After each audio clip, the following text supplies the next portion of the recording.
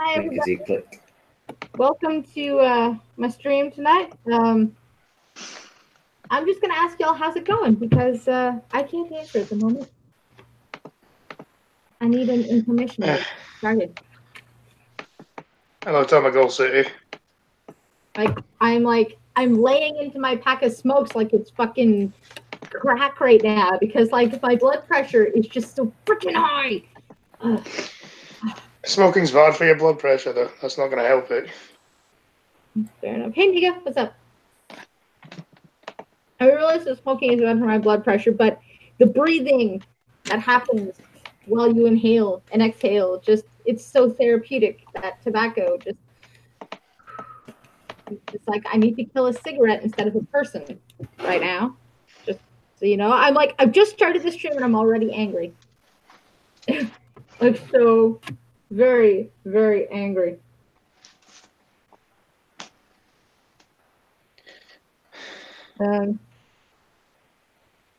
So, how's it all going? Uh-oh. I just got a private message from somebody that's not happy with me. Flubbery Owl replied, why are you trying to make this person feel bad if they, or for whatever reason, were just really lucky and are one of the few who didn't get hurt? Let them be. They were not hurt. I'm going to explain to you what I'm talking about in a minute. Okay, so I just had, I'm not going to say their name or anything because I don't want a flood of people harassing this person because I think they're deeply disturbed. However, a couple nights ago on our stream, we checked out a fucking map that we wanted to kill because they're professional cuddlers and they're maps and they're just, ew. Anyways, this person has followers that are children. And one of them started laying into me that maps and pedos are great fucking people or whatever. And by the end of this conversation, they have admitted that at the age of like 4, 5, 6, 8, and 14, they were touched by a grown-up and they were not hurt or abused by it. In fact, they liked it a lot. And it was a great relationship to have sex with a grown-up. And so they're saying... And so somebody else has come to their defense saying, why are you trying to make this person who was sexually abused by somebody feel bad?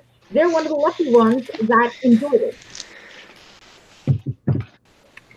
This is what is going on Twitter right now. They're one of the lucky ones that enjoyed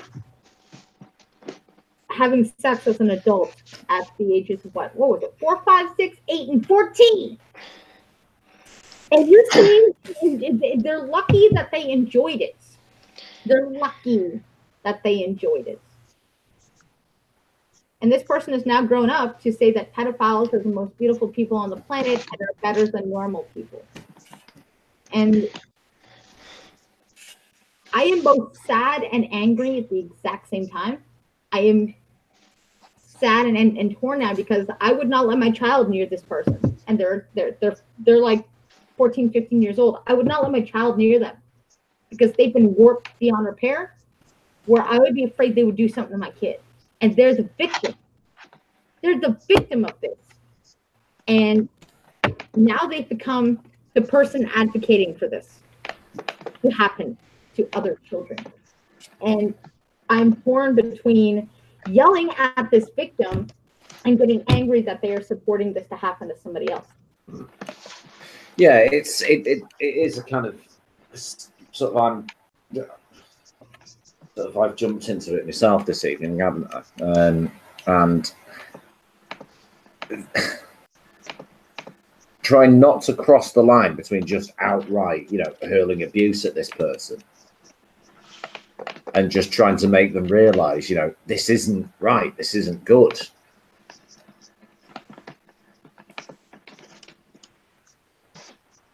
Yeah.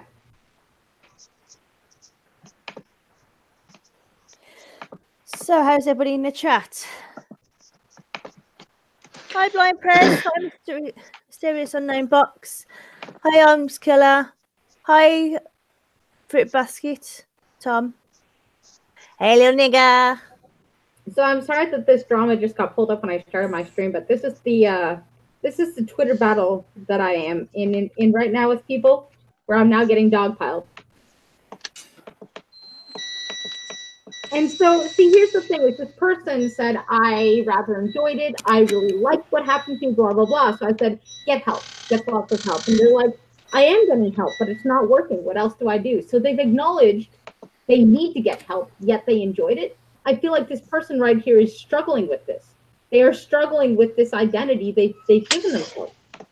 And so how can you say to them there was no abuse? You're like, but I wanted it. So how was it abuse? I was not hurt. You can't want it that young. You have no hormones. And that's the other thing. When people say a child is trans, a child is gay, or a child likes sex, they don't have the sexual hormones yet. You want that. I'm kind of annoyed that person never responded to me when I tweeted them. Don't be, because this will just enrage you don't want, you think you want this, and then it happens, and you go, why did I even engage with this? And it's because I think that people do need to go into these dark places and go, look, guys, this is a bad idea. I'm going to combat it with a good idea. And maybe this one person, maybe, by God's fucking graces, will suddenly go, this kind of makes sense. Maybe this is bad. But I mean, it's obviously not going to happen in this case, because they're just, it's like they have got fucking Stockholm syndrome for predators,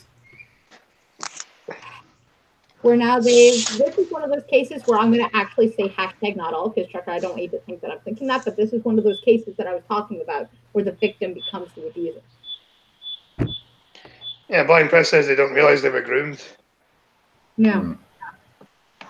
I mean, nobody willingly walks into a cult and realize they're in a cult until they're there, you know?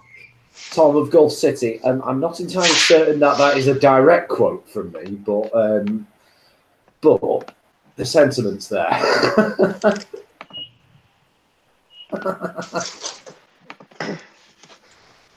But they don't feel any pain due to it. What? How can you not, when you are sexually assaulted at 5 years old, how do you not feel any pain? You can't fit very much in that vagina, just saying.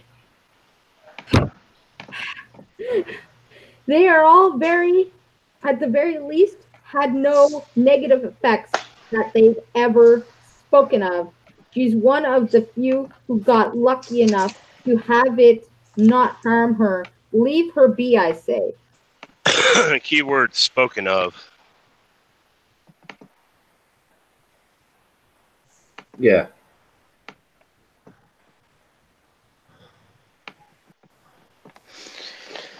Sorry, but when she goes into your DMs and starts berating you about paedophiles, then, you know, you have every right to fucking defend yourself. That other person needs to keep a fucking nose out. Sweetheart, this isn't in DM. Oh. This is at replies. Oh. Well, she replied. So. Yeah. Well, no, I'm just saying, because we don't want to sort of name the people we're talking to for obvious reasons. But if you do want to have a look, I hate to hit these people. But yeah. except for this person that's responding in defense of this person. This person, Flubbery Owl, go get him. Yeah. Go get him. Go get Flubbery Owl. Okay, it's at Flubbery O.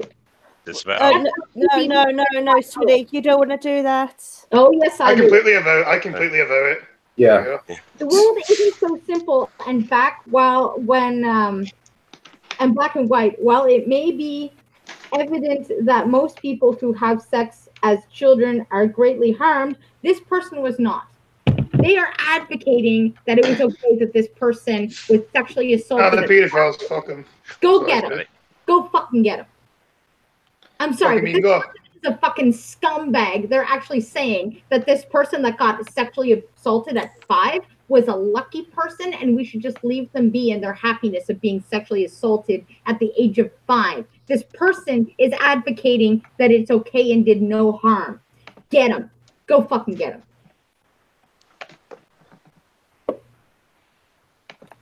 So what news stories have we got tonight? All right. Hi, Chad. Hi, Forget44. Where are you gone now? Where are you gone? Where are you? Hi, Fishing Guy. Oh my God, Marshmallow, welcome. Where have you been? Oh my God, Marshmallow.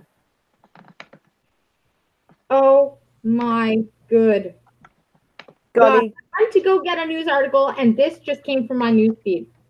Actually, as a child, it feels really good, and you can actually orgasm as a child. Just know after your tongue comes out, more like pre-cum, and it's all clear. And I still had nerve endings developed in those areas, so it felt nice. Oh, fucking hell. Would somebody like to read a news article while I sit here and... Sweetie, just forget it now, because this person's obviously been a prick. What I don't get is, like... What I don't get is people who have their age of attraction, like, when they aren't even pedophiles, it's like... They just tried to advocate to say that children can have orgasms and that it's good. So, Peter, how's the trip? It's going fine. Breathe. Going fine. I had a nap earlier, which, sorry, Scotsman. Yeah, lazy cunt. Long hard day of doing nothing there.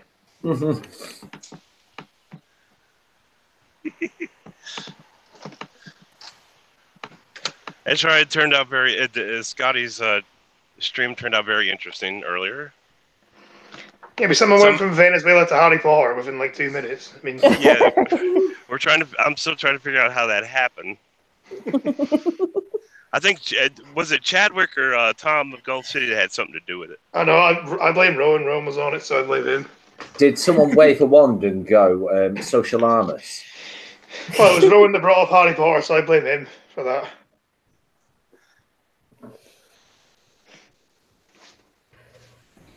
It was something that started with talking about veganism, I think.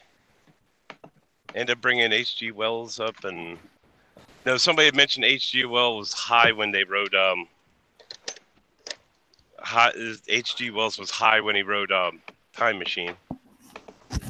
Yeah, it turned into all then it turned into all the other authors that were high while writing. Then it turned into J.K. Rowling, and yeah.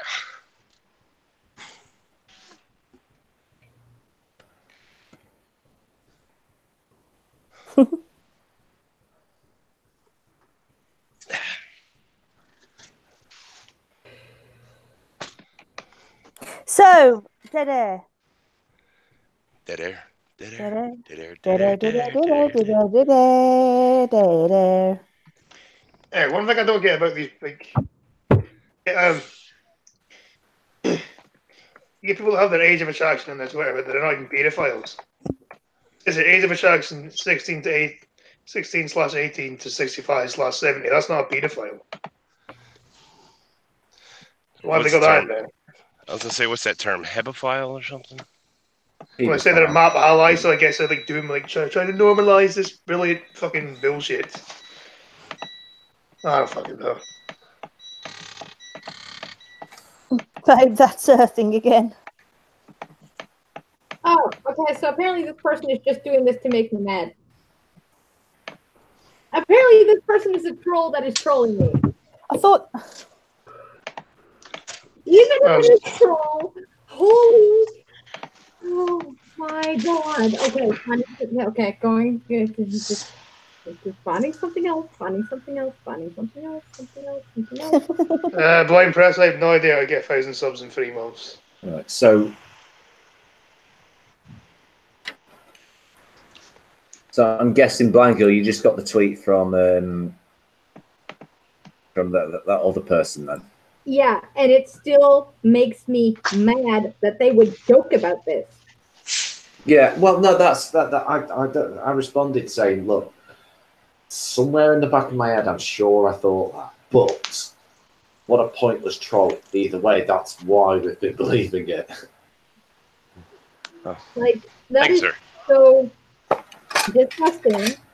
So, I'm going to just read this first thing that Trucker sent me because it's just absolutely annoying. Phone company suspends worker for using work equipment to rescue cat. Because everybody loves kittens and puppies and rainbows and chocolate and kittens and puppies and rainbows. And a worker has been suspended from his job after using work equipment to rescue a cat stuck at the top of a telephone pole, CBS Philly reports. Get out of here. Fucking Twitter. Anyway, Murray. So the question is that a polecat?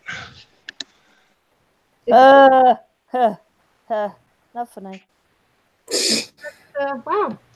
So Maurice German, who worked for American telecommunications company Verizon, that's a Verizon guy, was working in a neighborhood in Port Richmond, Pennsylvania last Saturday when someone asked him to help rescue a cat called Mama, who has apparently been unable to move from the top of the pole for around 12 hours. Amanda Fairchild Boyce, a local resident who was a neighbor at Mama's owner, said CBS the neighbors had tried to rescue the cat himself, but had no luck. So Mama's atop a pole. Shake that junk, Mama. German then gallantly used a broom lift to reach Mama before returning the poor Moggy to its owner unharmed. Oh, what a nice guy, returning the cat that was stuck on a pole. Fucking dumb cat.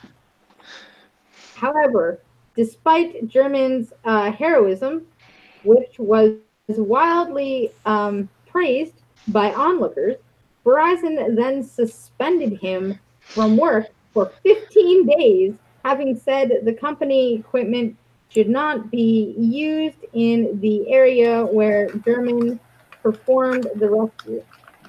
Verizon spokesperson Rich Young told CBS Philly, "We take no joy in this job action." Well, then why the fuck would you do it? However, we're committed and responsible for keeping our employees and customers safe while working in a particular area. Yeah, but I mean, if he's driving that vehicle, he's trained to fucking use it. Like, what the fuck?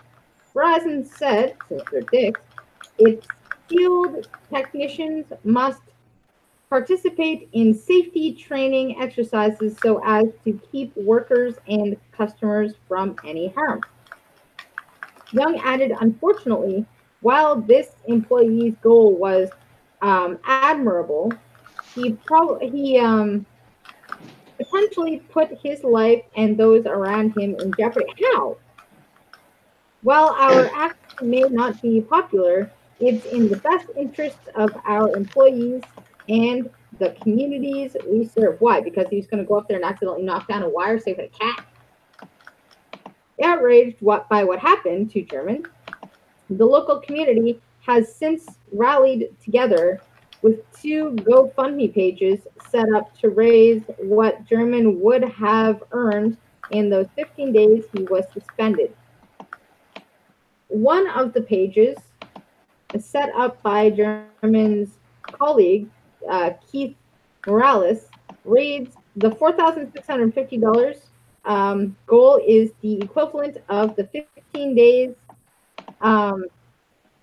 pay that Maurice will forego for simply being a human being looking to help one of our 4-legged friends. Thank you in advance for your donation, and please remember that no donation is too small." Amanda Fairchild Boyce also set up another GoFundMe page, which has already exceeded its $2,400 goal, raising almost $3,000. She wrote, "Last weekend, a Verizon employee came to the rescue of a cat, Princess Mama, outside of my home. stuck on top of the telephone pole for 12 fucking hours. After numerous attempts to find support, no one could help. Why didn't the fire department do it? I mean, it's not their job.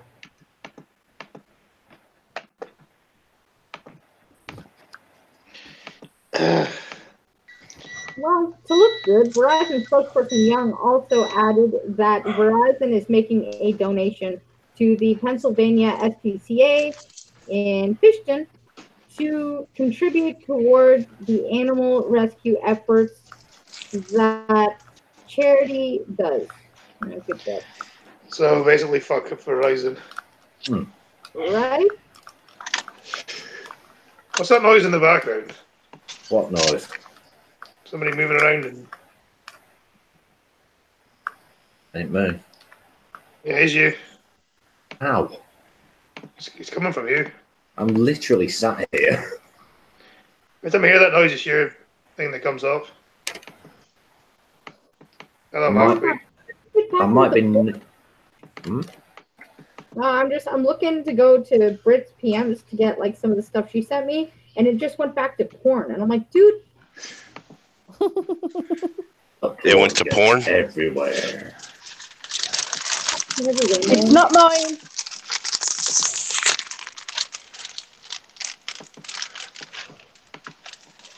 Yeah, and there's a stabbing. Can anybody guess where it is? London. The heart. How'd you guess? It's kind of obvious. It's kind of like there's just lots of knives over there, man. Oh, wait. Daily Mail, could you not? I don't want to look at Trump. Look out of here. Let's try this again. Daily Mail. Yeah, they usually have a big banner that goes over the fucking article. It's annoying. Yeah, and the thing is like I loaded the article and then it just loaded to something else, which then loaded to something else, which then loaded to something else, and I'm like, could you not? It just fucking did it again. Bastards. You know what? I'm just gonna read the headline. That's what's gonna happen next. All right, how do I close it? There we go. It's done. All right, so police launch a murder investigation after a man is stabbed in London. The man is believed to have been attacked as he opened Mark Food and Wine in Piner. And where? Just say London. In London. Yeah. Fucking London. I mean, it's gonna get to a point soon when police launch an investigation when there hasn't been a stabbing in London. Right? And they already do that. It's called like hate speech laws. Well, yeah. I meant specifically into why there hadn't been a stabbing in London. Well, that's never going to happen, is it? All right, let's see if this Daily Mail will stay where I want it to stay.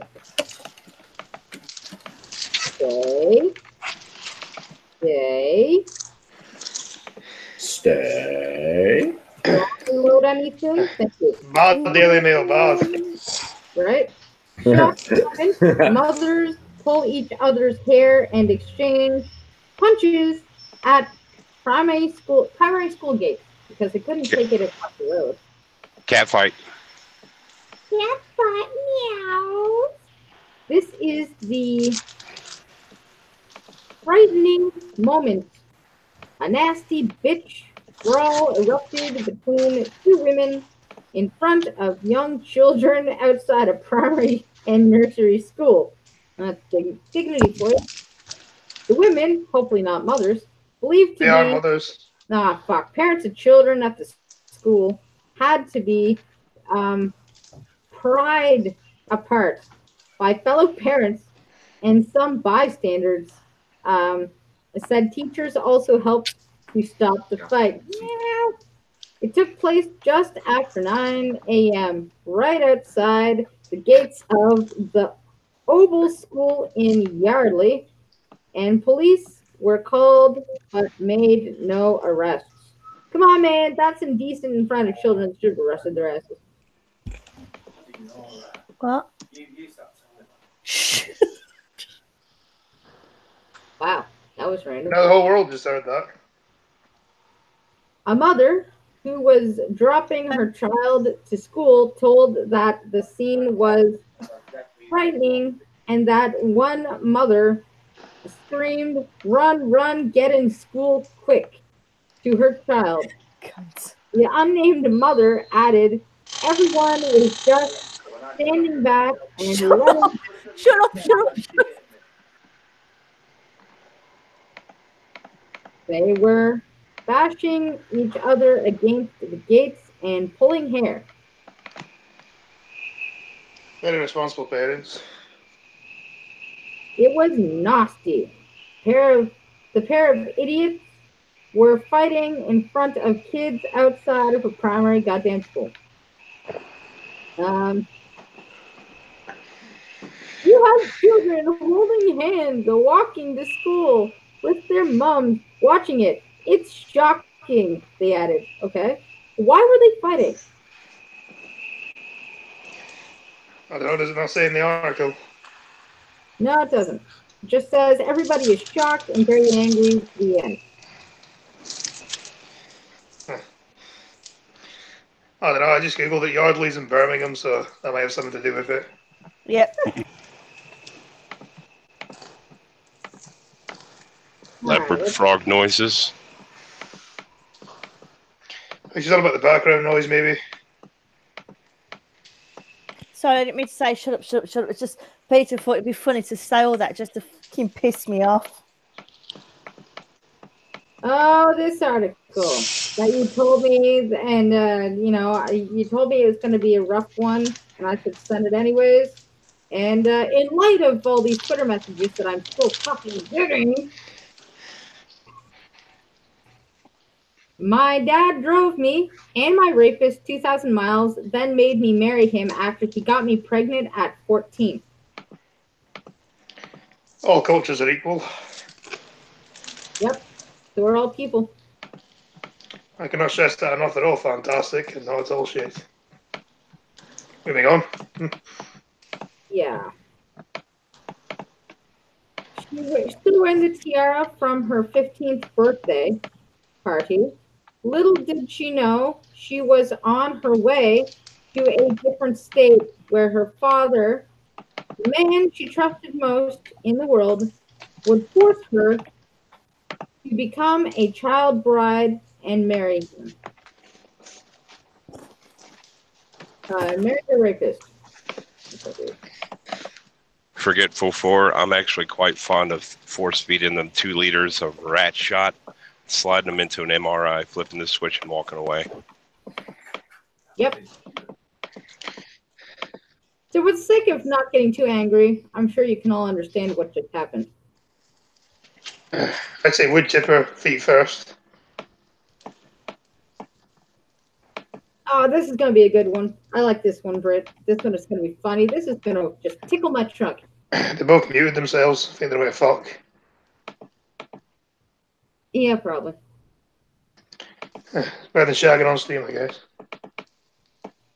Impatient mom punches Gran at age 64 in the face because she was walking too slowly on the school run. What an arsehole. Yep. A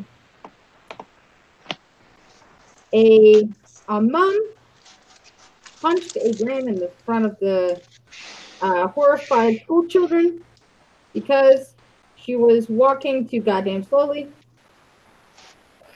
Impatient Emma Sands left kids shrieking in fear during the attack on the 64-year-old on the school run in Stoke-on-Trent.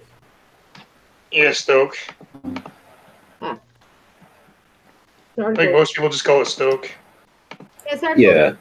Well, no, actually, Stoke-on-Trent and Stoke are 2 different places. I thought most people just call it. I thought it was the same They're place. close. No, they're close to each other. But I just thought the general area was just known as Stoke, though. Surely. Peter, that was fast. Are you one of those 5-second guys? The Stoke-on-Trent often abbreviate to Stoke, so yeah. That was just really fast, Peter. Sorry, say again. Well, it's just you and Britt muted at the exact same time, so we all thought the horizontal polka was going on, and then you just popped back here like 2 minutes ago. It's like, wow, that was really fast, dude. She called you a 4-pump chump. No. Britt just muted herself because she didn't want to hear me reacting to the toilet when I walked in.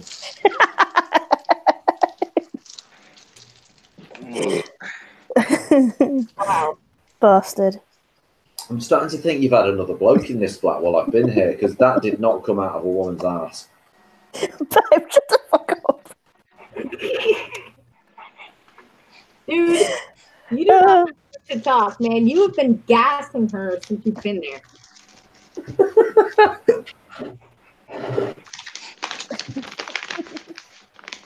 Just saying. So yeah, this, you know what? I'm going to send this to Peter because it is not reading very well on my screen. Where's the link? Where's the link? And that's the only reason why I noticed you were gone, by the way, is because I'm like, you know what? I need somebody to send this to read. And you just weren't here. All right. Yeah, you just send it to me and I'll just refuse to read it because it's Because it's got words in it. Yep. We gotta get Scotty a better mic. Ladies and gentlemen, that's streamlabs.com/opinionated Scotsman.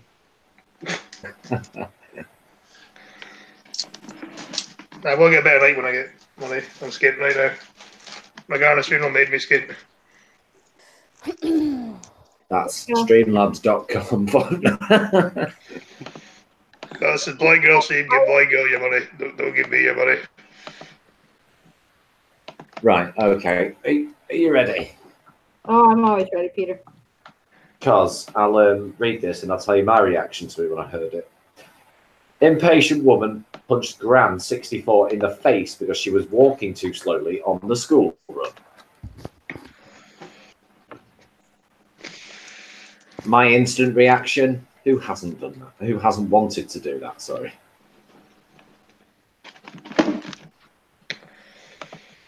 Nobody? He hates slow walkers. No, seriously? Just you evil bastard. Oh no. Emma Sands, 32, repeatedly landed blows on the ground. Right, all right. To get them on the floor and batter them, maybe.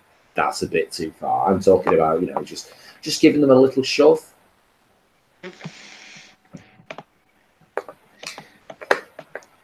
Emma Sands, 32, repeatedly landed blows on the ground outside Ball Green Primary School in Stoke-on-Trent because she couldn't get past her. A mum punched the ground in front of horrified school children because she was walking too slowly. Impatient Emma Sands left kids shrieking in fear during the attack on the 64-year-old on the school run in Stoke-on-Trent.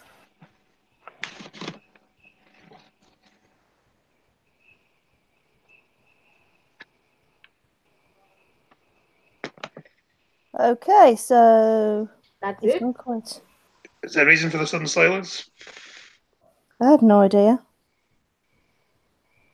What did you Is bring? there anyone else here? Wow. Yeah, I'm here. He just stopped talking. I'm saying, is there anyone else other than... I mean, you're in the same house as him. You should know what's happened. Hold on a sec. I'm going to find out. It's in the other room. Hold on. Jesus. Wow. Okay, this is... Welcome to my stream where we are professional all the time.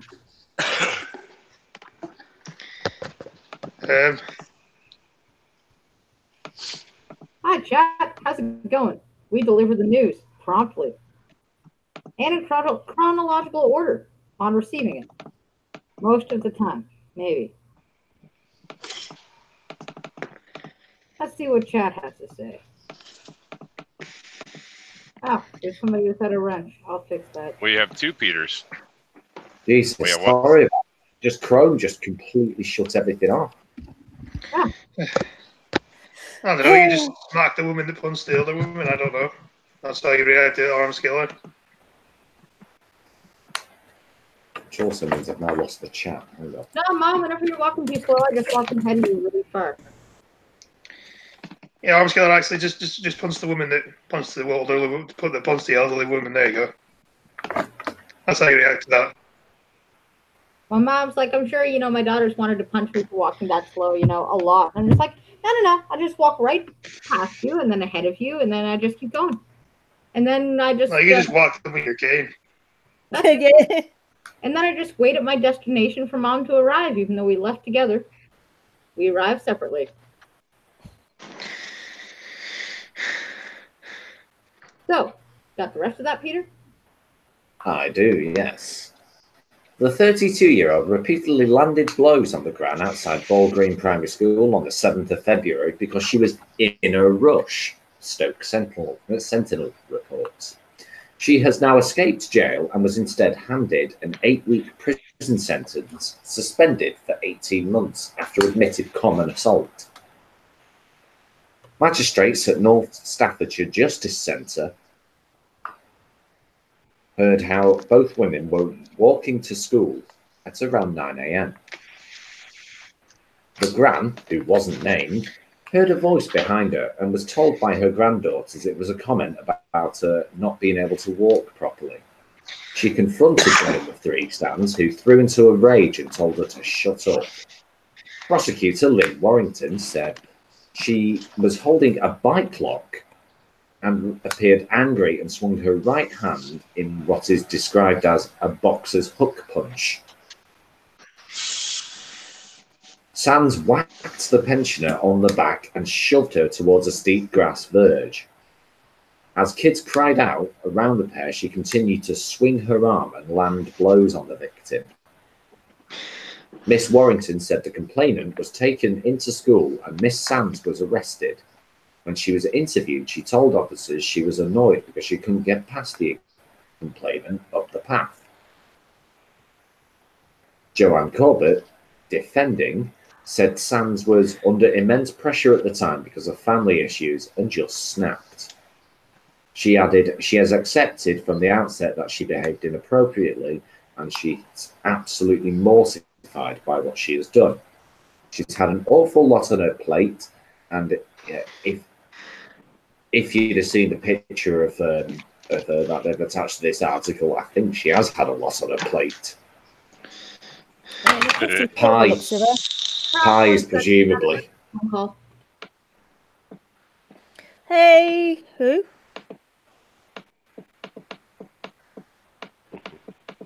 What do you mean, who?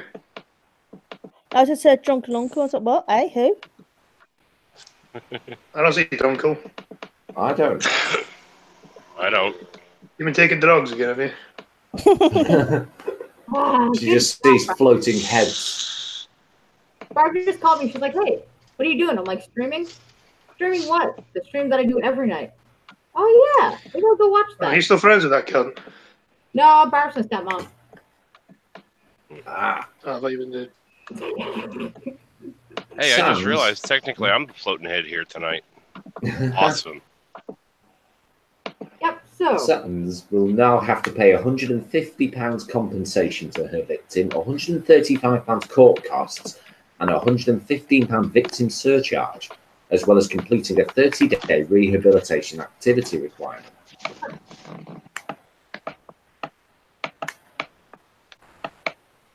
Wow. Yeah, it's just wow. She should just. The fact that she's probably a mother is just sad. Yeah, this is what you do when you're stressed out. You just attack old people. Well, that's an excuse, isn't it? Yeah, I mean, I'm just so stressed out. I had to punch them. Yeah, that's a rational person right there. Shouldn't have been walking to bloody slug. Yeah, it is. You just need to just sit there in isolation for a little while and just think about how to rejoin people. Or you could just shoot them. All right, this article headline I don't quite understand, Trekker, but I'm sure it's because it's funny. Florida man Googles self to find out which Florida man he is.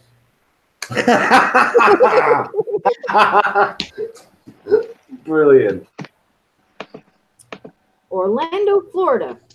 A new challenge is making waves on social media, pokes fun at Florida's reputation for producing strange news stories involving guns, drugs, booze, and reptiles, or some combination of those four. So the challenge God. invites participants to run their birthday and Florida man through a search engine to find out which headline pops up. Then they must post the results on social media.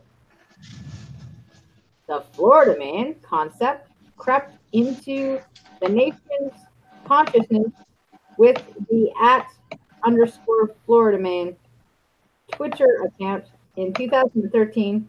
The account with the tagline "Real Life Stories of the World's Worst Superhero" has been home to recent headlines such as Florida man firebombs garage that impounded his car, hits his own vehicle, and Florida man tried to pay for McDonald's with weed. Wow. So Math Queen, are you still in the chat? Maybe you can help this guy. Yeah. Yeah, Mark a little nigger as well. He's from Florida. So what is this challenge again? You put in your birthday and then Florida man? Yeah, apparently. And see what the fuck pops up there. The less common, but no less noteworthy, is Florida woman. Subgenre has produced headlines such as a Florida woman was arrested and charged with aggravated assault without intent to kill after she reportedly farted loudly in a dollar store and then pulled a knife on a man who complained. You know about doing that? Does it say that she farted when she was in a? All right, so I think everybody. Well, she farted. The man complained, and she stabbed him with a knife. So she didn't kill anyone. Didn't go to jail because female privilege. Yeah. Probably. They're just farting while killing. I don't know. Once it seemed as though all the weird people and stories came from California, but over the past decade, it shifted to fucking Florida, said Jim Clark, a lecturer in the University of Central Florida's History Department. Now when I see a surprised when it's not from Florida. Maybe I should start news mining in Florida. A mixture of factors helped Florida birth these astounding tales. For starters, it's the nation's third largest state with more than 20 million residents, and a random sample of any population that large is guaranteed to produce its share of the outrageous, or like the fucking stupid. Florida is also blessed with a liberal public records law that allows these stories to surface into plain view with little resistance or concern about taste. Yeah, well, go free speech. And then So I think everybody in the Hangouts here ought to do that and see what happens. I just did it. Yeah, I just did it, and all I could find was articles about the Florida Man Challenge. Just look at. I was going to say, just find the first news article that doesn't talk about the challenge itself. I've already looked up. You need to do like start settings and stuff. You need. Yeah. I've already looked mine up, and the result is in the chat. And then there's the combination of subtropical temperatures, don't blame the weather, palm trees, and endless blue skies. That seems to inspire some people to shed all inhibitions. Under the right circumstances, couldn't we be tempted to follow in the footsteps of naked Florida man revealed on video sneaking into restaurant and munching on ramen? I'm pretty sure it's not Canadian women, no. I could maybe not naked, but sneaking into restaurant and munching on ramen. I could deal with that.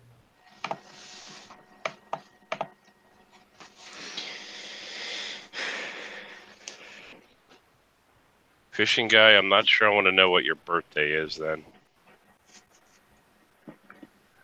Fishing guy and I had the same result. Okay, What month? Just tell me a month. January. August. I was going to say, what month is Fishing guy's birthday? August. I think right. I got a Fishing guy. I got a bad feeling about something. Well, His birthday's in August, mine's in August, and we had the same result. they should born on the same day then. Maybe. Or same week at least. Yeah, maybe same week. Okay, so you sent me something that just has a lot of comments on it, Trekker, but essentially, truck carrying salami and bacon catches fire on I-580 in Northern California. And everything under that is just comments of like, I bet that smelled good. And Yeah, that would have smelled amazing. all of that would have been plastic wrapped, and the plastic would have burned into the atmosphere pretty fast. Oh no, greenhouse gases! Ah. Ah, well, fuck your planet. That's what I say. Oh my Yeah, but god! the thing is- Stop trolling me with the pedophile shit, guys. Get out of here. See, but the thing is, if the guy, if it crashed and all that bacon and salami burned up, not a Muslim for miles. Disavow. Disavow. Funny, but disavow. 1, 2, 3, 4, 5. Nah, not funny at all. Absolutely horrendous and racist and completely unnecessary. Chucker, if you deserve to be locked up for that. Are you trying to send this to me off of Reddit? First Amendment, bitches, huh? Well, just a lot of these articles, all I'm saying is r/news of the weird, and then it gives me the headline and then nothing else. No. Well, that's what's coming up in this link that you sent me. Oh, wonderful. Actually, 3 of them. For example, Rutgers fired me after I turned in cops for drinking, sleeping, and stealing former Sergeant Ali G's in explosive suit. Oh, Ali G. What? Alleges. Oh, I don't know alleged. Ali G. The fucking. I don't know. Get my But thoughts about it going. that, and then it goes to like share, comment, and then a bunch of comments. Chris, they wouldn't allow him these days, would they, Ali G? That's okay because I also have a stash all the way over here. Open up Discord. Still some I sent you in DMs earlier. Oh yeah, and that too. I got it too.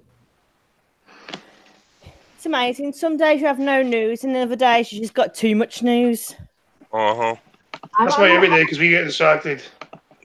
Dude, we only have another hour, okay? So I'm sure I'll get through all this news by then.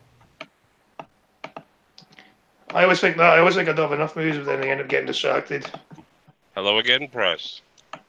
Talking about Harry Potter and fucking. I'm still getting blown up by Twitter right now for all the shit that I just retweeted and talked about. Twitter is still just going off like a motherfucking Christmas tree set on fire.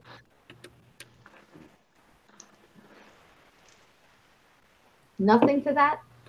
Nothing at all? Nothing. Nada. Nip. I've got 4 people in here, and when Yeah, I absolutely nothing. say stuff like that, I've got 4 people in here, and nobody says a goddamn word. What? Tom of Gulf City says, "Us distracted? No." You sarcastic? No. Tom, you're only giving shit. Tom, just wait till the drinking competition. That's when I'll give you shit. And no, Peter, I did not get blocked yet. No, not you. I was talking to that other person who jumped in and told us she was a troll. Oh. Just wait, Tom. Just wait until that drinking competition. That's all I'll say. So, shocking moment. Armed robber shot dead by cop as he tries to steal card just from officers outside Las Vegas Bellagio Hotel. Oh yeah, yes. This guy sounds real smart. Throwing a car right outside where cops are. That sounds real smart.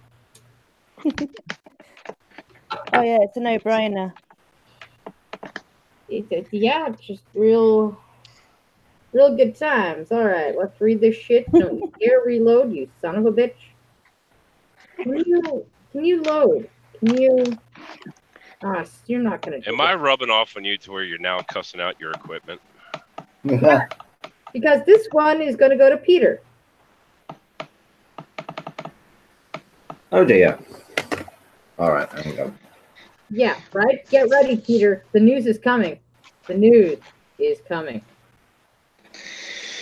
Sorry, did you say the nudes are coming? Get your Kinky. head out of the gutter, dude. What? Get your head out of the gutter. Brit is totally closed. Why wouldn't let me send it? Ooh. There. If I put some text in there, there you go. Apparently, I have to put some text in there to send it. All right. You'd already sent it. I'd already seen it. Tell you what, while y'all figure that out, Caracas.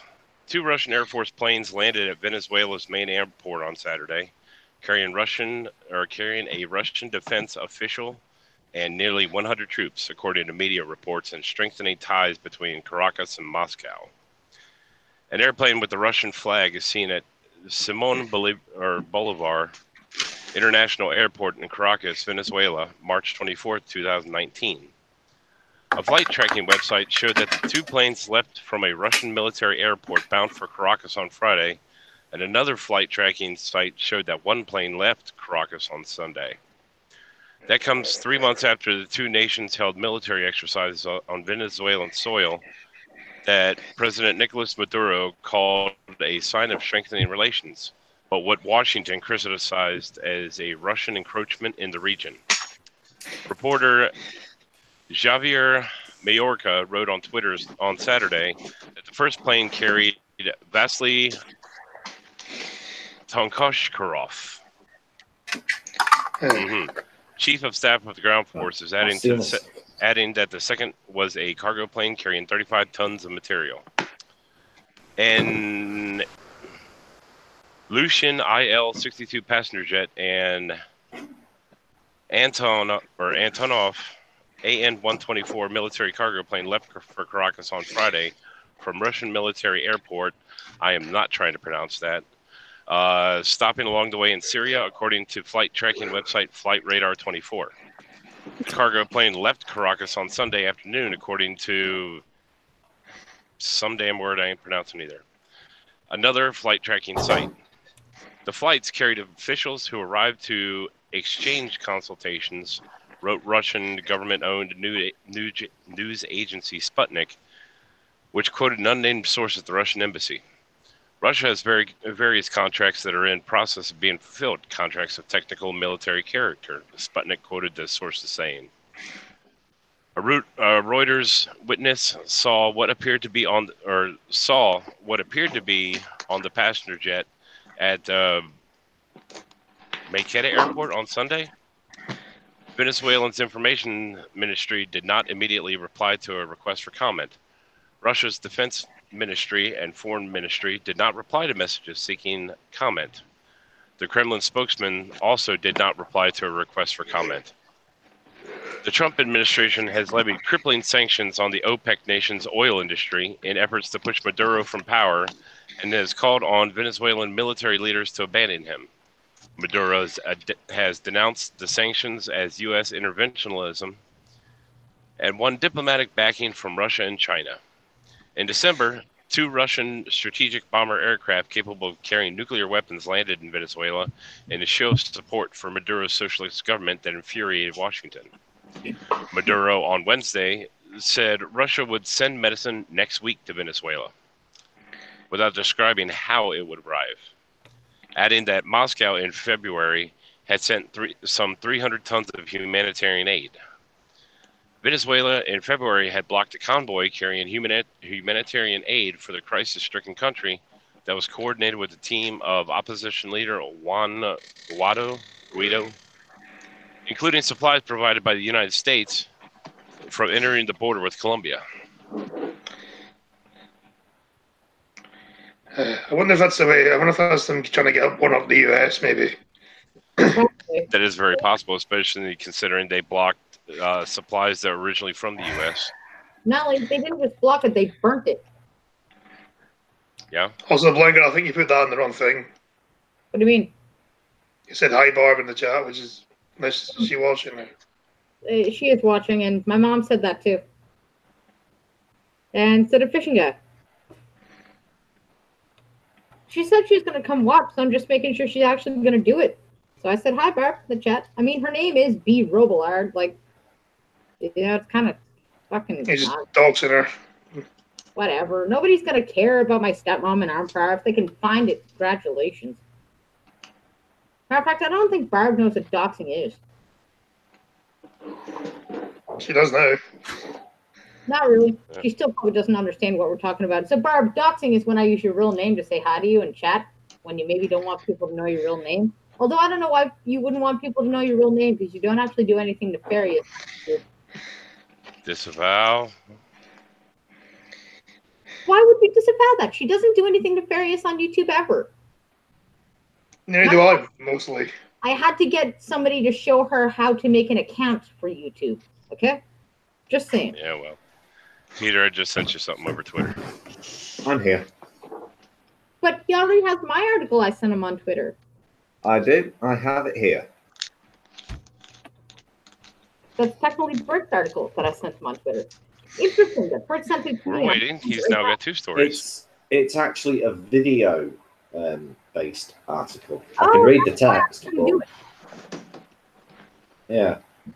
A shocking moment. Armed robber shot dead by cops as he tries to steal car just feet from officers outside a Las Vegas Bellagio hotel. Was this a melanated individual? Was it? No. I am going to disavow myself for that. No, it wasn't. Nobody's going to get where that reference is from either.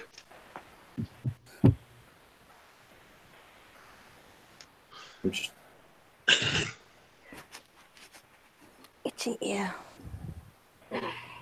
My mom has a good point. Her full name is in chat, too. Yeah.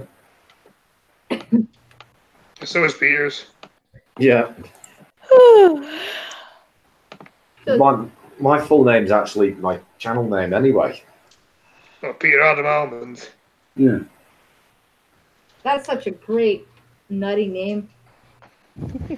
I was actually telling Britt before, I'm genuinely considered changing my channel name to Salt of Nuts. Well, it just works, you know? Just salty nuts just works so well. It rolls off the tongue. It's nice and short. Everybody remembers them. Makes people hungry. Yeah. Yeah. No, that makes Brett hungry, not anyone else. And that way I can say that blind girl likes my channel in her mouth. What was that? That whole channel just goes right in my mouth. Clip that. Oh, someone's sleeping on the settee tonight. Again.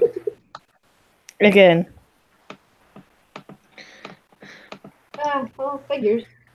Yeah, that's all right. When you I was in the doghouse already, is he? across the bed again. No, last night, no. No, I'm not in the doghouse, Scotsman. I just fell asleep on the sofa earlier. We couldn't sleep by the sound of farts, I never had imagine.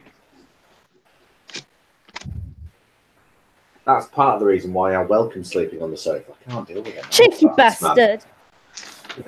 You're the one who fucking farts. Wow. And you're the one who leaves King Kong-sized dunks in the toilet. Moving on. Now, I think Peter, I'm is going that, to ban you two from my stream while you're together. now, Peter, is it one of the aforementioned activities that require the little knife or stick or whatever to break it up so it'll flush? Oh, for fuck's sake. Don't fucking encourage the cunt. See, that reminds me of something the Scottish people would get, so I'm not going to make the reference. Actually, it's got to be here somewhere, actually. Britt, at least it wasn't bad enough to where you threw it out the window, then had to climb out after it. No, to be fair, she had flushed. It's just its essence lingered. Actually, I'm going to stick it in the chat. Was it like that? Was it in both chats? Was it like was it like this? Yeah, this is what I was going to talk about too, because this one is just so nobody should be surprised. But Ilhan Omar, the famous woman who hates Jews, holding private fundraisers with Islamist groups linked to terrorism. Good job, Ilhan. Good job. Not surprised. What? Shut up. Nobody likes you. Yeah. All right, Peter, did you get that one I sent you? Yes, hang on. That's fucking gross. I'm just... Oh, did you see the still game clip? Yeah, oh my god. That's note to do with me. So Democrat freshman Representative Ilhan Omar of Minnesota is reportedly participating in a series of fundraisers closed to the press with groups that have been tied to Islamic terrorism. Omar recently spoke in Florida at a private event hosted by Islamic Relief, a charity organization long said to have deep ties to groups that advocate terrorism against Israel. The Washington Post or the Washington Free Beacon reported. Over the weekend, he will appear at another private event in Irvine, California, that is hosted by CAIR-CAC, a Council for American Islamic Relations. Okay, thank you. A political action committed affiliated with the Council on American Islamic Relations, or CAIR, group that was named as an unindicted co-conspirator in a massive terror funding incident. Yep. On Saturday, the Congresswoman is slated to participate in still another fundraiser for CAIR LA, which has been sold out. With Omar's popularity skyrocketing on the anti-Israel left, it appears her rhetoric is translating into fundraising prowess. The Beacon's Adam Credo wrote, "Great fucking job." A representative from Islamic Relief declined to provide any information to the reporter regarding the Florida fundraiser, responding, "The event was closed to the media. No materials are available." On a side note, CARE, if memory serves correctly, was declared an unindicted co-funder of terrorism during the Obama administration. Yep. CAIR, CARE, which stands for the Council on American Islamic Relations, is a... Oh, fuck. I accidentally clicked on something. 1 second. Back. Okay, it's a pro-Palestinian organization which ties to Islamic terror groups, according to Daily Caller News Foundation. Do you think the Democratic Party is anti-Israel? Well, the U.S. Department of Justice listed CARE as an unindicted co-conspirator in funding millions of dollars to the terrorist organization Hamas. Additionally, the United Arab Emirates named CARE a terrorist organization along with Al Qaeda and ISIS in 2014. For fuck's sakes.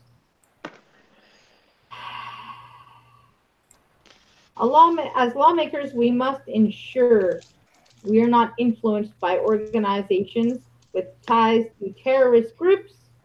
The House members wrote calling on Holder to release further information about the links between CARE and Hamas. The Beacon wonders, given Omar's very controversial public statements about Israel, condemned by many as anti-Semitic, what sort of things she may be saying behind closed doors at these fundraisers. You can only fucking imagine now, can't you? Earlier this month, the House passed an anti-bigotry resolution in response to Omar's comments, yet she's not mentioned in it. In a tweet last month, Omar suggested that the reason Israel enjoys such strong support in Congress is because the nation pays lawmakers off. It's all about the Benjamins. We've already heard this already. We don't need to go over it again. Earlier this month, Omar stirred further controversy when she said at a bookstore event, I want to talk about the political influence in this country that says it is okay for people to push for allegiance to a foreign country, referring to Israel. Two tropes that have been leveled against Jewish people over the centuries is that they use money to control the levers of power from behind the scenes and question their loyalty to their home country.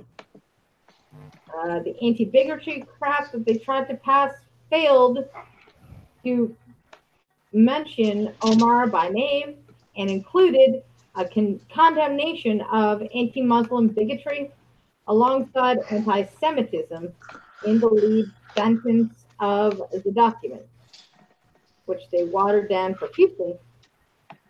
Stop liking my shit on Twitter, goddammit. The Congresswoman praised its inclusion as an historic win. President Donald Trump responded to the broadly worded resolution, which failed to condemn Omar's remarks as a disgrace. Democrats have become an anti-Israel party because, they're not a KKK anymore, so we got to condemn somebody. They've become an anti-Jewish party, he said. He repeated the change on Friday when asked about the apparent decision by all of the Democratic presidential candidates to head a MoveOn.org call to boycott the upcoming annual AIPAC conference, which starts on Sunday. Fucking great.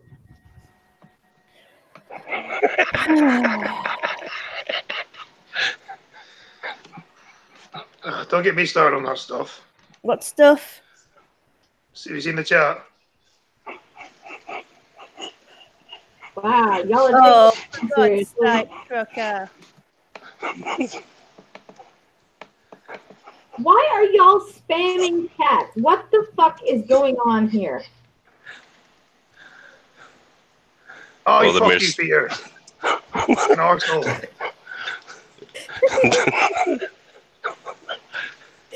The mysterious unknown box said the chat was slow. Oh, Jesus Christ. Right. You know what? Most people in chat have fucking left, and I do not blame them. Are you ready for Trucker's article then? Please. 'Cause you know what? There's 5 people here and there's 9 people in chat, which means everybody walked away from this shit. Just Oh, saying. well, half my scene, there was nobody there anyway, so it could be worse. I think it's Sunday. I mean, it's not going to be. Yeah. All There was right, nobody well, there for like half my fucking stream. There was like 2 Alright. people. shoot the shit for the next hour. All right, guys, shooting some shit right now. Whew. Oh, well, was there's still gonna say- 9 people there. I mean, for my Ooh, show, ooh. there was only 2 people there. Whew, whew. And I think one of them was in the chat. See, we're back up to 10, so it's getting back up again. Whew. Yeah, people are coming. Playing some poop. Poo-poo. Poo. Right. She German- poo-pooed. Everybody, she just poo-pooed. Let's fling some poop. Poo-poo. Yes, we know you poo-pooed, Brit. Fuck off, you stupid prick. Ah, Jesus. I thought we were all grown adults, but I'm starting to wonder. You misunderestimated us. Or Yeah. overestimated. Right. German family that owns Krispy Kreme, Panera Bread, will donate millions after learning of Nazi past. One of Germany's richest families is coming to terms with the disturbing past. The family that owns a controlling stake in Krispy Kreme donuts and Panera Bread, among others, will donate 11 million to charity after learning that their ancestors were staunch supporters of Adolf Hitler and extensively used forced labour. 11 million, slightly overdoing it. 6 million, maybe. Why So no not? wonder Panera Bread and Krispy Kreme are really good with ovens. Oh, disavow. Oh, Jesus, trucker. God damn it. Yeah, disavow. I went for the subtle G reference then.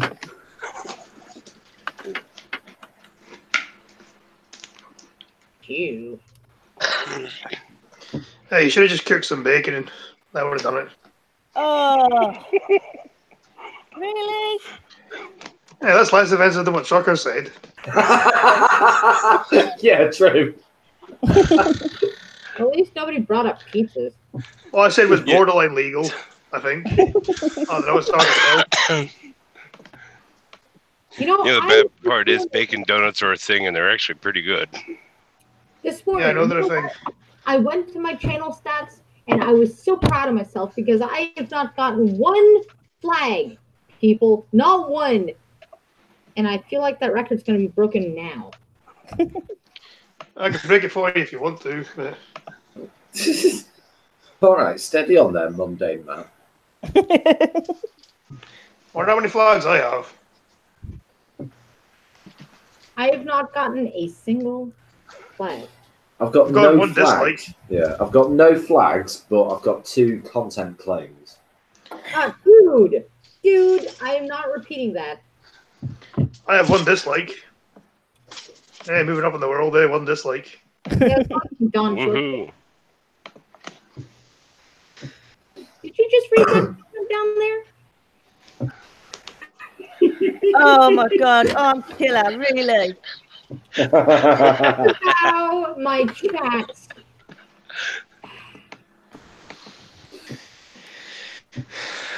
Right, well, Actually, you know the bad part. The bad part is, Scotty, we teased each other back and forth for the deep fried foods. yeah. I'll say something. I'll say something. Please tell me at least Scotland hasn't figured out that you can use donuts as hamburger buns yet, because that's actually a thing over here. It'll happen eventually. As buns. Yeah, get yourself a couple Krispy Kremes. Use it as a hamburger bun. I quite like the idea of that, actually. Oh, Wow.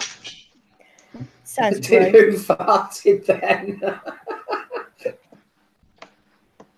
Wow. didn't fart, I was just throwing away a thing. What was the thing you threw away? A fucking whoopee cushion then? It was a lighter lid, and it pinged against the. I just said, oh. My chat is broken. Is it? Anyway, any news going on? I could get some more. I stopped looking, but everything went into the gutter. We just fell into the gutter, didn't we? Well, actually, it had been in the gutter the whole time. I think it just went in the oven. Oh, really? I'll see my. 2 days ago, I spoke on the fact that one of the Parkland shooting survivors killed themselves. A second one has done it. So I'm starting to wonder if they're doing this for fucking attention or not. They're just killing themselves to push the narrative. Well, But statistically speaking, they were killing themselves anyway. So, at this point, anybody, statistically speaking, that's about on par. But considering, I mean, they're gonna try to spin this one way or the other. yeah. So how's that really? Yeah. So a student at Majority Stoneman Douglas. Marjorie Stoneman Douglas. Yeah, okay, that high school in fucking Florida has died in an apparent suicide, police said on Sunday, less than a week after 19-year-old survivor of the 2018 massacre at the school took her own life. An empty chair is seen in front of flowers and mementos placed on a fence to commemorate the victims of the mass shooting at Marjorie Stoneman Douglas. Yeah, because that's what people do if people die. All three of them. The student's death occurred on Saturday evening and is under investigation, said Coral Springs Police spokesman Tyler Rake. The student's name, age, and gender were not disclosed, he said. We're calling it an apparent suicide because we don't have the exact results back from the medical examiner's office, Rake said by phone. The Miami Herald reported that the suicide victim was a male sophomore who attended the Parkland, Florida school when 14 other students and 3 staff members were killed on February 14, 2018. The deadliest ever U.S. high school it's fair shooting. to say I can attest to the fact your shit does stink. Anyway, I'm back. Sorry, I just went to get a drink and then asked Brit if she wanted one. Three times. And then to tell her shit does stink, yes. Well, yeah. No. I asked her 3 times if she wanted a drink. She went, yeah, please. So I went, bloody hell, responding to 3 times I asked. She gets something, so I'll get it myself. It's all right. I'm my headphones on, you bastards. I can't fucking hear you. So I Speak guess a bit louder, you know. On the news. Typical woman, though. Reading. Typical woman, though, happy enough to talk, but when it comes to listening, nope. Yeah, true. So you were saying about the Marjorie Stoneman Douglas High School?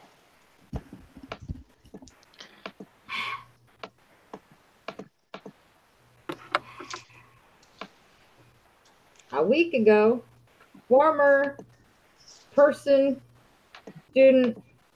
Sydney Ariello took her own life, according to her family. Ariello, was, who survived the 2018 shooting, was suffering from survivor's guilt and had been diagnosed with PTSD. Her mother told CPS Miami. Ariello was a senior at Stoneman Douglas when a former student with a semi-automatic rifle, came in and shot up a bunch of people. The death drew calls in Florida for increased spending on mental health services for the Marjorie peoples and stuff.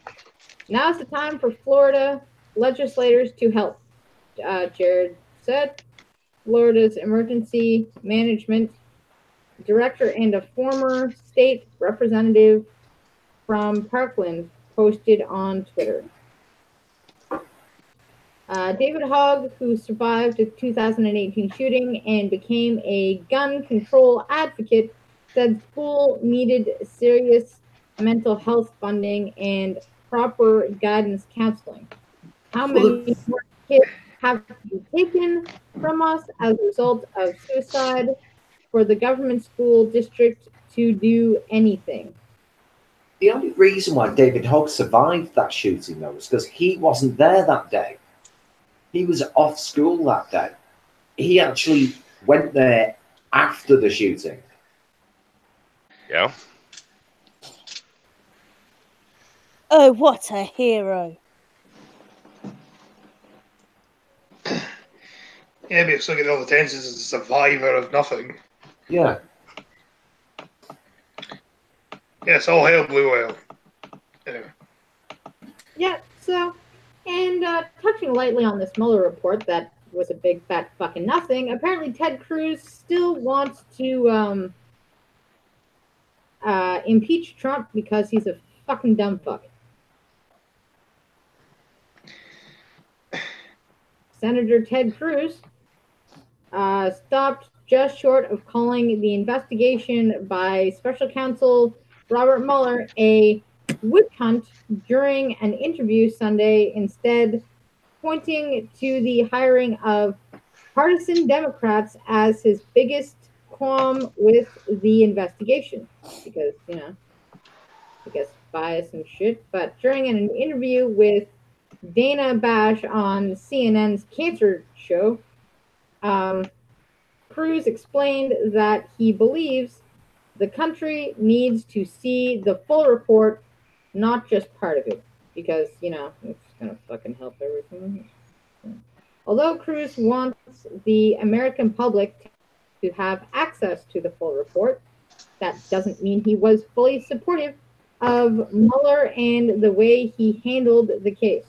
So, what I think is interesting about this, and the only question I'm going to pose, and apparently everybody else beat me to the goddamn punch of this, is I'm really interested in this report to like figure out exactly when Mueller realized it was a big fat nothing, and how long he continued the investigation knowing there was no solution. Like, at what point in this investigation, was it like the end of it or the beginning, did he realize this is fucking nothing and just continued anyways?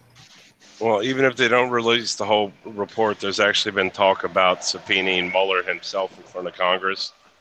So at one point, sooner or later, it's going to be brought out. Yeah, but what they do is, after, even if he admits it and be like, yeah, I kind of knew, but I was asked to do the report, what are they really going to do? Like, what are they going to do? They're gonna fucking arrest him? They're gonna scrutinize him? Shame. Like, there's no consequences for this shit. Nothing's gonna happen.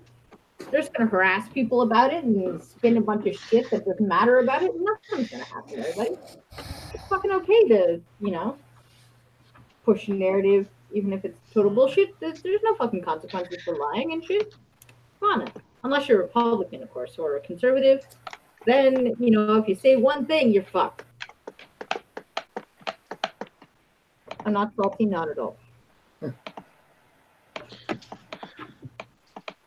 No, apparently I am. Oh, yeah?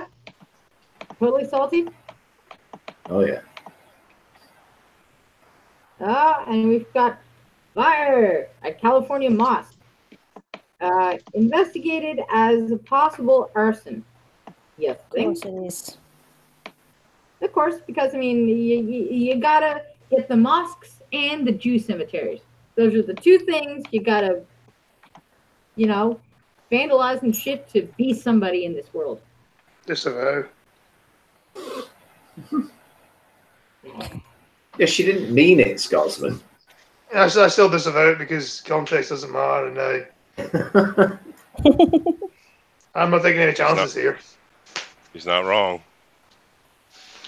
Yeah, look at the whole Dankula thing. Hmm. Of course, at least Scotland don't care about context, so Just covering your own ass, were you? yes. Better that than getting raped up the arse in prison. How is that okay to say? I don't know. This country's weird. Don't drop the soap.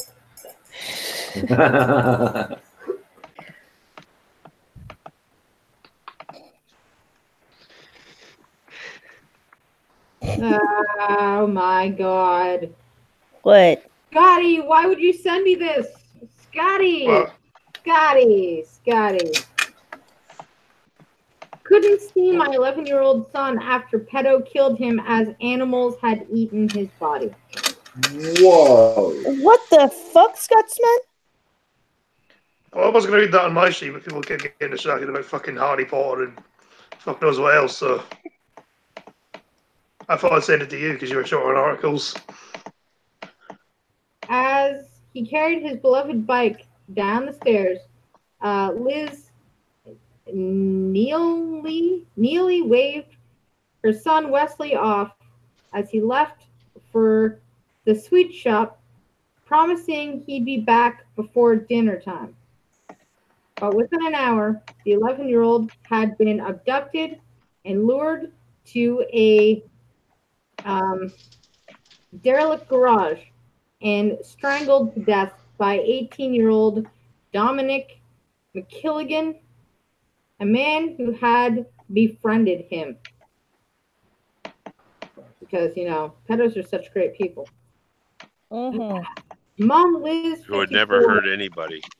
Right? Mom Liz, 54, never suspected the teenager would ever harm him.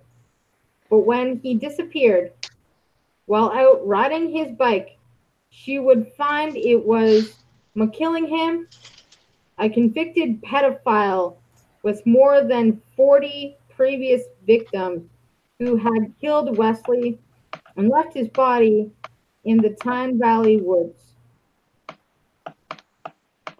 The devastated mother has shared her feelings of heartbreak 2 decades after death in the midst of a media storm over the disappearance of Madeleine McCann following the release of a new Netflix documentary. And while her son's body was found, she was never allowed to see it, telling the son online that never saying goodbye to her son was her greatest heartbreak. He said he wouldn't be gone long. 20 years. Okay, what's this documentary that she's talking about? Madeleine McCann, she was a woman. She was a little girl that disappeared in Portugal. Nearly, what, 12 years ago now? At least 10 plus years ago. Yeah. There have been sightings of her, but they don't know if it was actually her. But they claim it was sightings of her. Yeah, I but personally don't I've been think she's saying that for alive. years, though. Yeah, I don't personally think she's alive. a young girl at the age she went missing, right? Over time, she's going to look so different now. Yeah, she'd be like 14 or 15 by now, surely. She was only like 3 at the time, so yeah. Yeah. There's rumours that her parents had something to do with it. I definitely do. I think it was all about money. Think about the amount of money they've made off that. Anyway, off topic. But the one picture that will stick in my mind forever is Wesley walking down the stairs, carrying his bike and smiling, telling me he won't be gone for long. I'll have that stuck in my head forever. I met Dominic McKilligan at the side of the footy pitch once. What is a fucking footy pitch? Football pitch. Is that a Europe thing? I think it's a UK thing. They call football footy. Okay, Yeah. so the footy pitch. Once when I'd come looking for Wesley when he was late for dinner, she adds. I didn't know his age, but he was young looking, so I thought he was someone's older brother. But I didn't think anything of it with him being there. When he recognized me at Wesley's, when he recognized me as Wesley's mom, he ran off to collect him for me, so I didn't have to climb the fence. He seemed like a normal young lad, but he was a pedophile. I had no idea. I didn't have any idea until we sat down in the courtroom to charge him with Wesley's murder. With the magistrate, when the magistrate read out his previous convictions, we were completely in the dark. So when did they say this happened again? 20 years ago? I think her death is his death was 10 years ago. 10 years ago? The mysterious unknown box, the reason mom probably didn't know about it was even about as much as 10 years ago, a lot of records weren't as digitized as they are now.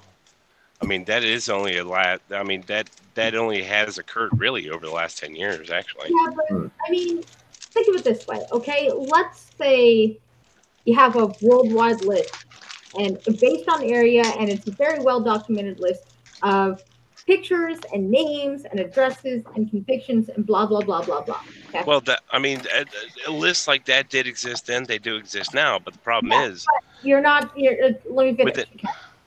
Even if, let's say, that list is fucking perfect, what parent, when they move into a house and have a baby, sits there and goes, okay, is there any pedophiles in the area? Let me memorize their faces. Let me memorize all the faces around my kid, and I'm going to go check that pedophile list to make sure none of these faces are on that list. How many parents actually do that? Unless there's around where someone goes, that guy's a convicted pedophile. Who actually, even if you were to meet one of these people on that list with a photo in that list, how many people are actually looking there to say, oh yeah, I know that kid in the park. Yeah, he's on my website. You know, like nobody is looking. But before that website, how many people actually knew how to get the list? I mean, even if you know how to get the list, like I said, if she saw some guy that looked like a teenager at the park, you think she went home that day and went, okay, I'm going to make sure this isn't a pedophile. Yep, no, he's not there, okay. Yeah, or but even before if the pictures on that list, are you really going to recall that memory to the people that you meet on the street? Like, I feel like even that list is still not gonna, it's not really gonna help. Because, I mean, who uses that as a frame of reference when they move into a neighborhood? All right, let's make sure that none of these people here are pedophiles ever. So, I mean, even if he was on the list, I don't think she would have seen it. Which is why we really got to push to not normalize this map shit. This is a completely beautiful relationship. No, it's not. And the troll that was getting me going, saying, "Oh yeah, I loved it when I was a child." Children can have orgasms. It's like that person also needs to be out back and shot. Yeah, that's fucked up. To even write that in a sentence just makes my fucking stomach hurt. Once they actually wrote that was, you could tell that was a lie, because they're not physically children are not physically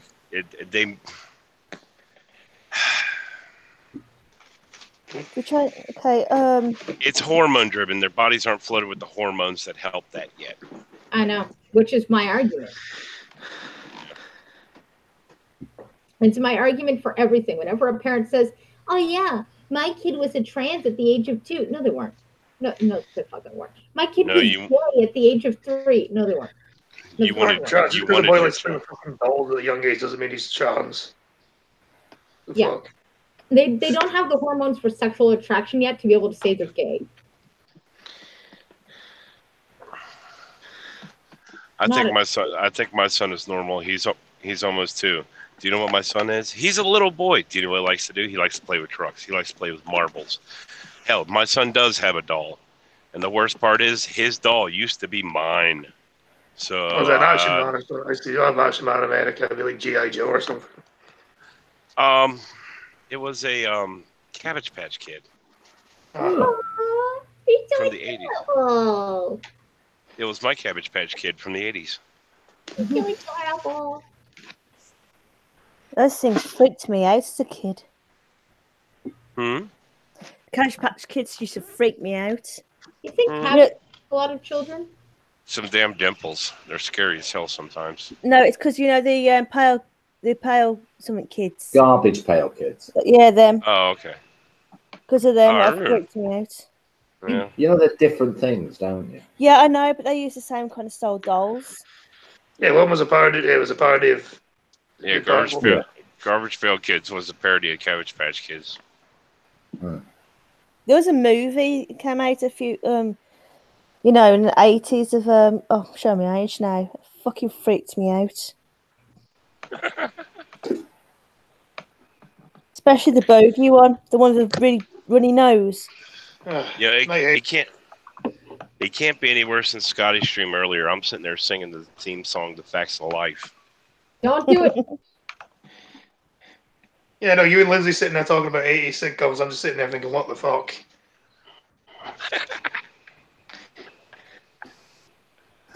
Like, I mean, it's just absolutely.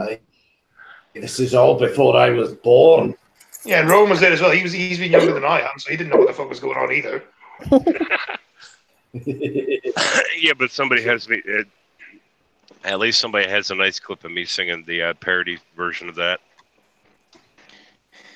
And I mean, for those, like, I don't know if there's a general consensus that generally a well-balanced child has both a mom and a dad. Yes, I would agree. But this argument was brought up that when same-sex married couples were allowed, they should be allowed to adopt. And so at one point in time, I was like, well, I mean, there are some normal gay couples that, maybe would be loving parents. But then this one person from Australia brought up, okay, look, my parents were lesbians. And the problem is I would not allow them to adopt a kid. Because if you have a same-sex marriage, you're either robbing them of a mom or a dad. Two dads one of them can't play mom. Two moms, one of them can't play dad. You can try, but you just can't do it. And so if you allow them to adopt a child, you are actually robbing the child of the experience of having either a mother or a father in the life right off the bat. Should we be allowed to do this? I am unsure of that answer. I would say yes, because it's still better than living in like an orphanage or whatever where they wouldn't get any attention at all. Yeah. Yeah, I'm with Scotsman on this one, yeah. On the same note, are children then feeling obligated to be a part of the LGBTQ community and be obligated to want to participate and be obligated to, fall in line with their parents? Well, their parents might not want that though. They might just want like just a normal kid. But what about the ones that do? I think there should be background checks, and that should be regardless of whether it's like a mom and a dad or 2 men, 2 women, whatever. There should still be background checks on that shit. You know what I mean? Yeah, but I mean, no background check is going to check your values. Like, you can't check somebody's values and belief systems on a background check. I mean, and of course, the same then goes to the transgender community. Should they be allowed to adopt children? Considering their emotional states can sometimes be somewhat radical. I know that a lot of transgender people aren't. Hashtag not all, I'm going to stipulate that. But the ones that are like, it's ma'am, should they be allowed to adopt kids? Case by case basis, I guess. That's what I would say. I'm really on the fence about it. And I actually got a lot of backlash for this because there was, in the CAS foster care system, they were not allowing religious people to foster if they were going to bring them to church, specifically Christians. They said, look, you can't foster kids if you're going to bring them to church.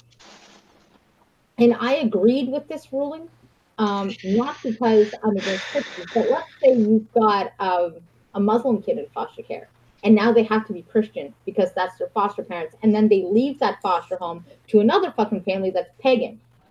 And then they leave that foster home to go to another one until they get adopted by a freaking Buddhist. You know, like, is that okay to do to a child? And I don't think it is. So anybody that has a religious viewpoint that they're going to bestow on a foster kid, I don't think that should be allowed. I don't think foster parents should be allowed to bestow religion upon children. And I got a lot of backlash about that because they said, well, Christian families are really wholesome. And I said, yes, but again, what if you get a Muslim kid? Is it your job to convert them? Well, you can raise them as a Christian, but then it's really up to them to like what they believe later on in life. But they're only fosters. Why should they have the right to raise them as a Christian, or vice versa? A Christian child gets into foster care and now they have to go to a mosque. Like, will it then be up to the child to choose their religion, especially one like Islam, or demanding like Christianity, where Christianity is the only one true religion? Or when they're an adult, yes, it will be. You know, I don't think foster parents should be allowed to do that to a kid. Adopted parents, fine, but foster parents, no, because you can wind up in 2 or 3 foster parent systems where they have all different religions, and I don't think that is fair to do to a kid. I don't think it's your job as a foster parent to bestow your fucking values on the kid when they're going to have to change when they move.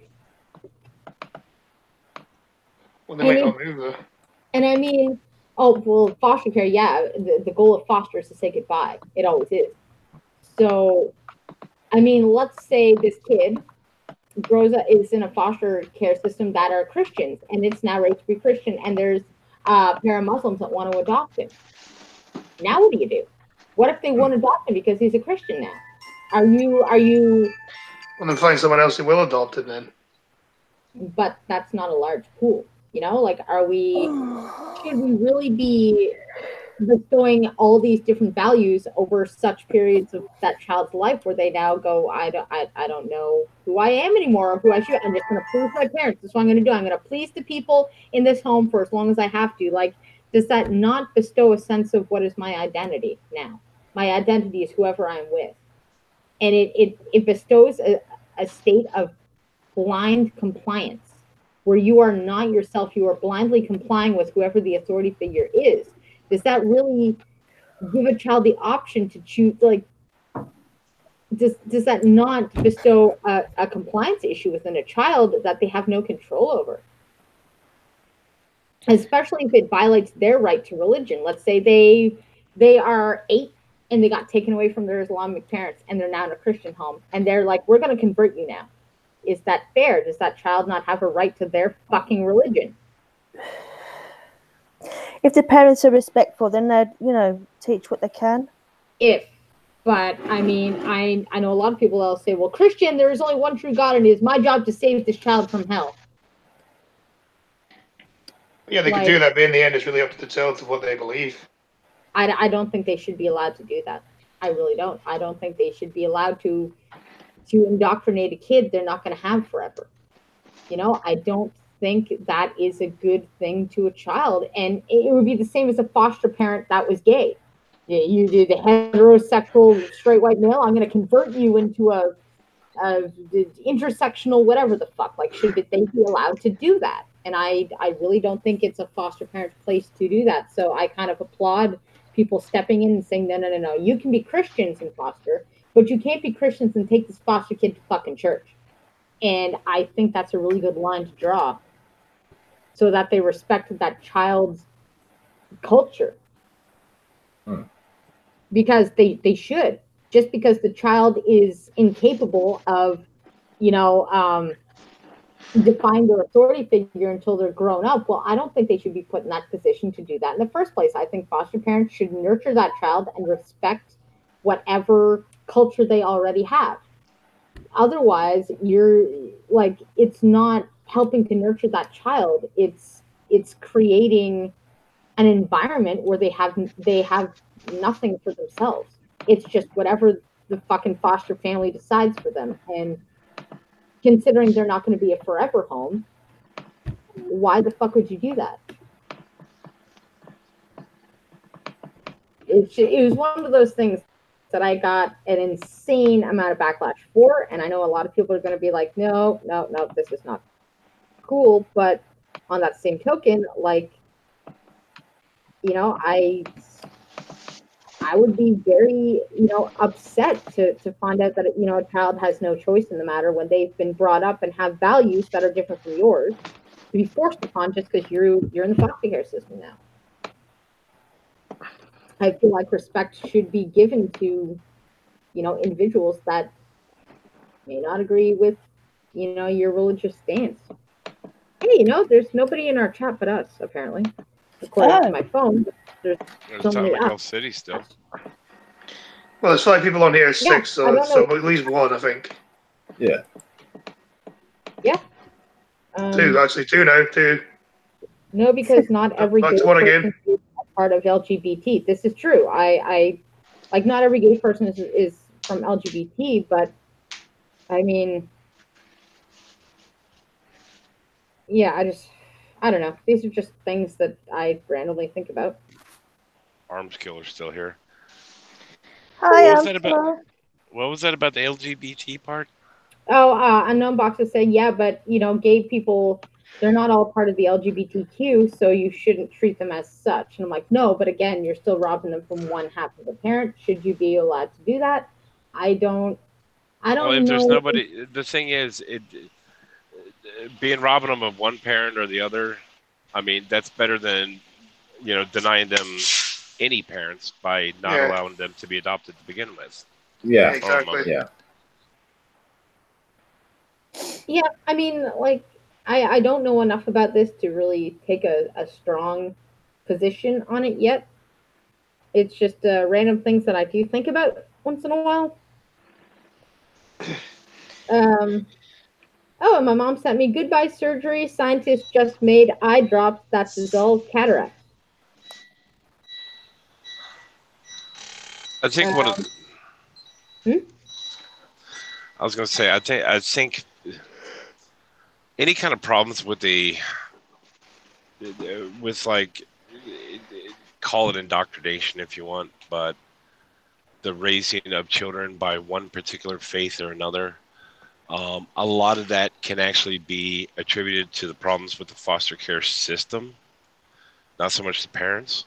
I mean, as it stands right now, I mean, in America, you've got a foster care system that will favor an LGBT couple over someone like me. Before my son was born, my wife and I did try to adopt ourselves. And my first wife and I had attempted to adopt. And the problem in those cases was, in both cases, and 2 different states as well, in both cases, they looked at my profession, what I did for a living, and equated that to my wives being nothing more than common whores, and I'm just the John that shows up and throws money on the desk every couple of weeks. So the system in that case is really broken. It is actually, I agree. I mean, I got lucky when Fawn was in foster care that she had semi-decent foster parents. I mean, I clashed with them a little bit, but they were decent. But I've heard a lot of horror cases too. So when she first went to foster care, I freaked the fuck out. But I showed up every week to make sure everything was good. I actually, like, most cases when CAS apprehends your kid, even if you give them up for apprehension, once they are Crown Ward, you don't see them again until they're adopted, and you get access arrangements. They're gone. They're just fucking gone. And so when CAS was taking me to court saying, look, we're going for Crown Ward now, and I had no intention of stopping them, I went in weaponized. What I mean by that is, before the judge made the ruling, I stood up and said, Your Honor, I got nothing to say. And he said, sure. I said, I don't believe I should be persecuted because I am sick and she is sick. I think it's an unfortunate situation. Somebody needs to step in, but I don't feel like I should be damned for that choice. I believe that I should still have access to her because this is not at fault of me abusing her, but just at fault of being incapable of looking after her. Our relationship is important, and I think that seeing a constant face and being in contact with your biological parents is very important. And so she's one right now. My face to her is extremely important. So I want access. I want once a week to be able to see her through this entire process. And the judge said agreed. And CAS was like, oh, we were not expecting that because their mandate says I should not be allowed to see her ever until she's adopted. And so CAS walked out of there pretty fucking pissed because I won. I won the right to see her. And so while she was in a group home, I got to see her 3 times a week. And when she moved to the foster care system, they wanted to pull me back a bit, and I could only see her once a week. But it gave me visibility into what the fuck is going on in her life. So I could be like, alert bells or not alert bells, depending on what I saw there. So, I mean, they weren't fabulous, but they were not abusive. So, you know, fucking A. But the fact that parents don't know that they can do that kind of strikes me as odd. You know, like the CAS mandate, whether it's your fault or not, once they're crown awarded, you don't, it's like they're gone. That's it. So when you uproot children, because my daughter was one of the youngest children to be taken in the history of CAS in Ottawa. They apprehended her at 4 months old. Like, it's one of the youngest cases they've ever had, and she wasn't even out of the hospital yet. So, I mean, I find it interesting that parents know that they can fucking fight back. Even in the Canadian system, like, they don't know their rights, and CAS will walk all over you because parents get afraid when they show up and they don't know their fucking rights. Like, you don't actually have to grant them entry into your fucking home. You really don't. I didn't know this before.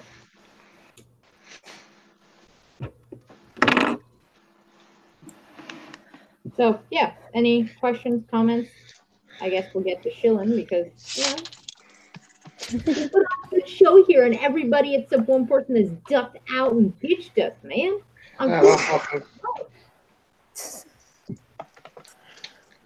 It's all right, though. We appreciate our one viewer. We appreciate you, dude. You are the best one viewer ever. I think it's now no viewers now. Yeah. I do live streams about 4 times a week. Subscribe to me. I'll be coming back to do streams Monday. I had to have a week off because of personal reasons, but I'll be back Monday. My links are in the description. I'll be back on Twitch on Tuesday.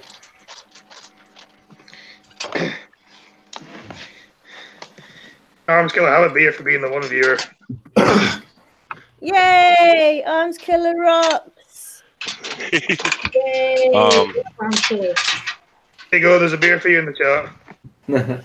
There you go. I guess final show, almost daily dash cams. I've been working on trying to find a more reliable way of my audience tracking where I am, but so far it's basically sharing my location on Google Maps and the links in the chats, but I'm working on it. Details in the description, I think. One method he is thinking of is painting his truck pink. Yeah, he's going to become pink in Trucker. Yeah. Wow. That was just so well thought up. So, yep, there we go. Oh, and interesting aside, since my mom's due to get mad at me, Antifa wants to meet me for coffee next week. Say again. Antifa, the leader of the Antifa group in our power, wants to meet me for coffee. Oh. Uh-oh. I wouldn't go with that. I'd tell him to fuck off. Yeah, just be careful. Just make sure he hasn't got a buy clock with him. Well, I've made the place a very public Tim Hortons, so. You know. Who's Tim Horton? Seriously? No, I know. Seriously, dude. Don't fuck with that Tim. There are Tim Hortons in the UK. Yeah, there you go. I've never seen one. Yeah, there's one in Glasgow, I think. I've never been to fucking Glasgow. You need to fucking go just to get your Tim's experience. You can be sort of Canadian for a day.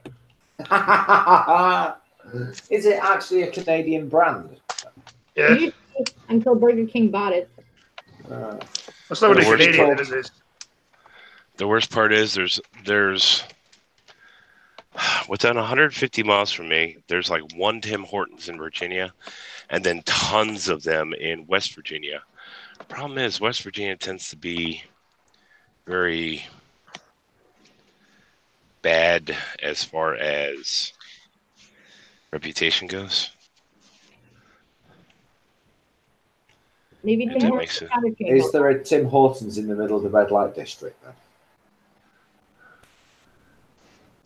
I wouldn't trust a red light district in West Virginia. Bloody hell. You know it's a bad place when even the red light district is somewhere to avoid. Most places, the red light district's probably most bad places, the red light district is probably one of the safer places. Nice. Wow. I used to live in Bolton, and I used to have to walk through the red light district to get home.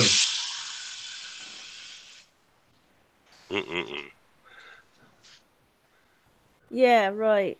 Walk through. Well, What? yeah. It was either that or walk down the motorway. Okay then. Arms killer, what did you want? Why don't you just get the bus?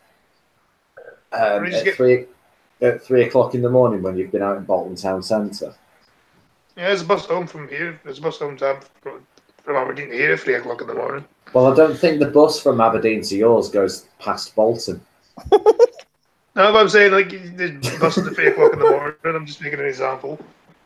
I know what you're saying, but the main like bus station. So, like, say if I'd gone out to Manchester City Centre, and then we got the night bus back, it would only take us as far as the bus station or the train station, which happened to be like right next to each other. That meant in order to get to my flat, I still had to walk through the red light district.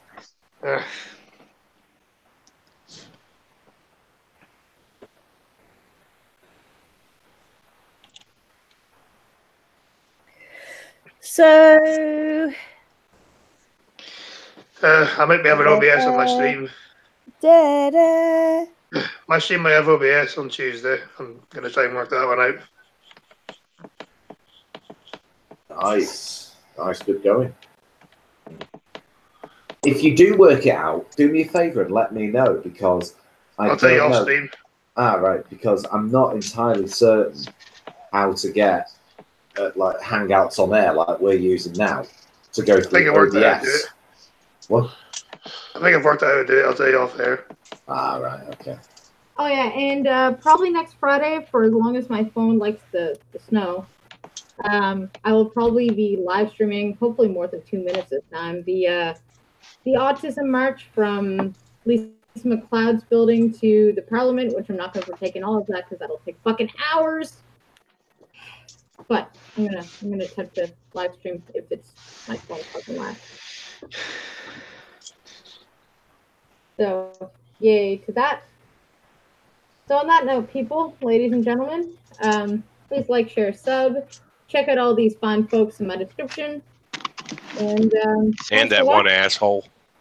yeah, Peter. I just like the fact you said that one asshole and then there was a ping behind you. Don't piss on the shower curtain. On the goddamn shower curtain, because that's just gross. Anyways, thanks for listening, guys. And, bye, guys. Bye. Bye. And eat your fucking marshmallows.